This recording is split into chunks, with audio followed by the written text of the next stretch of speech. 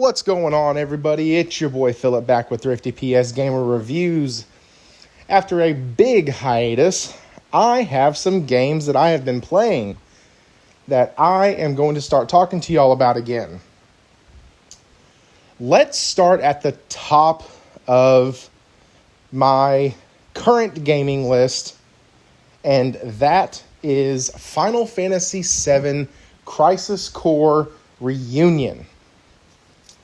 This is a game that came out on the PSP a long time ago. 12 years, I think is what it said. It's made by Square Enix. Obviously, it's done in the same vein of Final Fantasy. It is a prequel. It tells the story of Zack Fair and his climbing the ranks through soldiers, and the story of Genesis and how all of that's going to kind of get started and tie in. And I never owned a PSP growing up, so I never got to play this. And jumping into it now, I'm almost super happy that I had to wait. The game really comes together with its gameplay, its audio, the way the combat is done, the visuals are stunning, the voice work, as long as you don't look at the lips, is really good.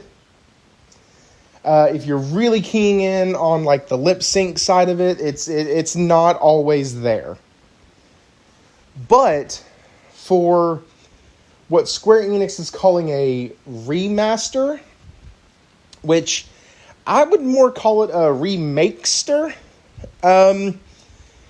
If you saw me on Twitter, I actually posted and I said something about it being a remakester because it's completely upgraded visually. It has a different combat system from what I understand than the first one. The graphics have been upgraded on a lot of the in-combat animation, such as summons, spells, stuff like that. But the story is still a one-to-one telling of the original. So in that sense, they didn't change anything and remake it or reinvent it. But they did do more than just, hey, let's take this game that was at 720 and boost it to 4K. So they did a lot with it in that regard. So this game is well worth the $50. This game is well worth, they could have charged $60, $70 for it and I'd have been okay. Because I am about 20 hours into it and about halfway through the game. I will not be giving any spoilers, but let's go ahead and get started. Gameplay. This game is such a good game to be able to sit down, play 30, 45 minutes of it, and get right off. Its pacing is done in such a way that, in all honesty, if you play longer 2, 3, 4 hour sessions on it, it's going to feel choppy. But if you play it a chapter at a time, or what I do is I'll play a chapter, take a break, come back later, then I'll go and do my side missions, which I love the side mission setup. Like, hey, you work for Soldier, you're a military guy. Whenever you go to a save point, you have these missions that have been assigned to you. Now, these could be missions from Shinra. These could be missions from the people you meet. These could be missions from other soldiers. But you have these missions that you get to choose. And each one has a star level on it. And, of course, the more you complete, the higher the star level goes. And the better the rewards and the difficulty. Now, with regard to gameplay, let's talk about the difficulty. You get 2 settings on this, and I'll be honest, I have not struggled even once in this game on the normal mode.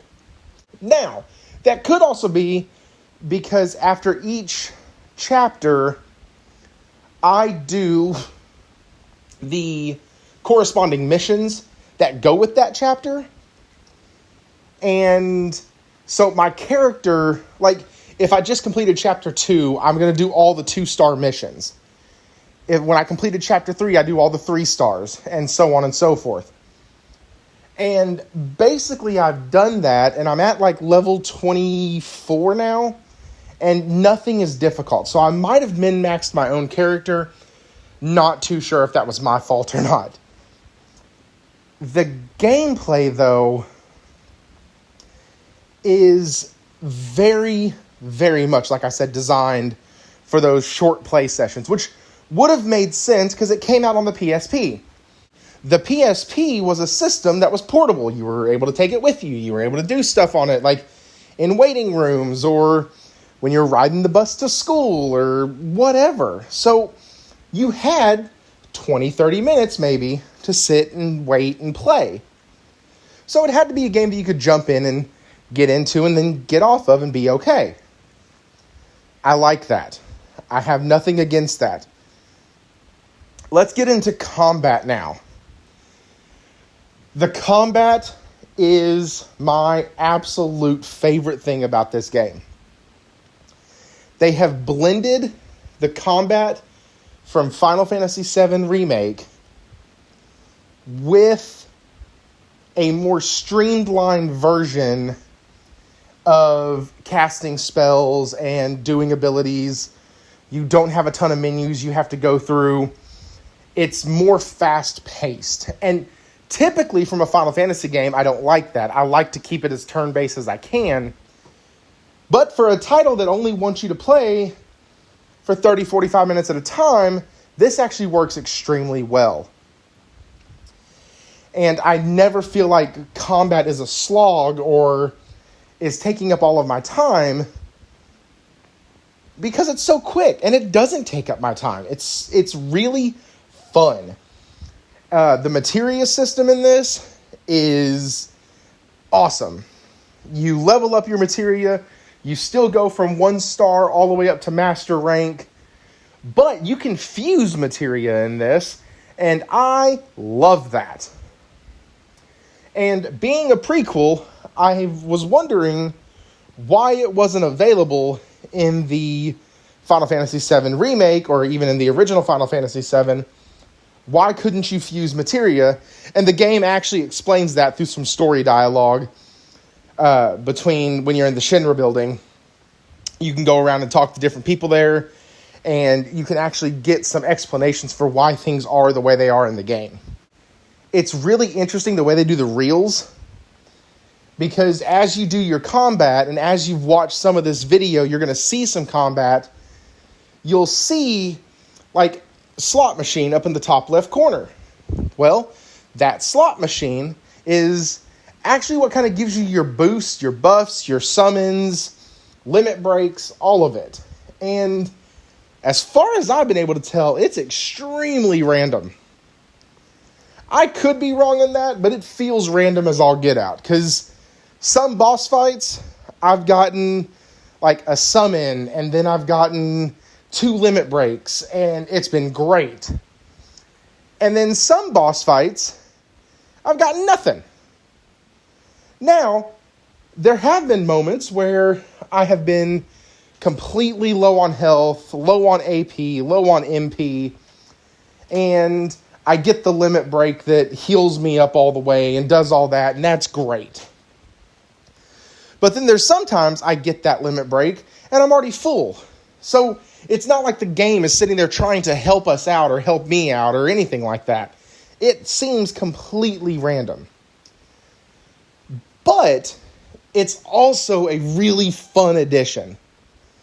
Because even though combat isn't difficult, sometimes it's nice to feel just bad, just awesome, just feel like you can take on the entire opposing force and be okay. And that's what these reels give you that. There's sometimes you'll get where it doesn't cost any MP to cast a spell, and man, you just start spamming the crap out of your highest spells. The couple things I don't like about combat is you can only equip a maximum of 6 different materia. That's it. And you can only equip up to 4 items. The sword, as far as I can tell, never changes. You can't upgrade it at all or anything like that. The sword that you have is the sword that you have. So that is a little irritating because I did like the ability to expand my spells and my spell slots. And obviously in Final Fantasy VII, you had multiple characters on screen at once fighting. This one you only have one. And because of that, you only have access to 6 different materia slots, instead of each character having 6, which gives you 18 different things you can do. So that is one of the downsides. I would have liked a way to cycle through my materia slots. But that aside, combat is extremely fun in this. And I know I've hit on it a little bit in the opening, but let's get into graphics. The textures, the frame rate, stellar. The faces in some of the cutscenes look a bit weird. It looks as if they took just the original cinematics and tried to bump their resolution, and that's it. But then other scenes, like the summons, or certain other scenes that deal with characters that were in Final Fantasy VII, those look really good. And I mean, those look really good. So, I mean, there's a few spots where you're like, ooh, this game is 12 years old. And then there's more than those spots, though, are the dadgum, this game looks gorgeous. You know, you have kind of both of those. When you get into this game, though, understand that you don't really have to grind much. Understand that there's not a lot that is required of you to do, except enjoy the game. Enjoy the story. Get involved with it. There's so much good stuff between Zack and Angeal, and if you're a fan of the Final Fantasy VII series and never played this, you're gonna be so happy you did, because like me, I'm getting to see the origins of Genesis and what they did with Genova, and you're going to places that you've never even heard of before in the other Final Fantasy VII titles. Like, it's so well done. I need every developer to look at what Square Enix did on this and realize that this is how you make a remaster of a beloved title. So this game is available right now for $50. Okay? $50 sounds like a lot for a remaster. But with everything they're giving, I think $50 is the fair price point. I think greedy would have been $60, still would have sold, but it would have been greedy. And then just milking it for everything it's worth, they could have charged $70. I think people still would have bought it at $70 because there's so many Final Fantasy VII fans out there who never got to play this game. If you're on the fence about it, wait for a couple months. It'll probably go on sale right around the time, probably about a month before Final Fantasy XVI is supposed to be released, and get it that way. Outside of that, I hope you enjoyed the video. Hit the like button. Thank y'all so much. This is Philip with Thrifty PS Gamer Reviews. And as always, stay thrifty.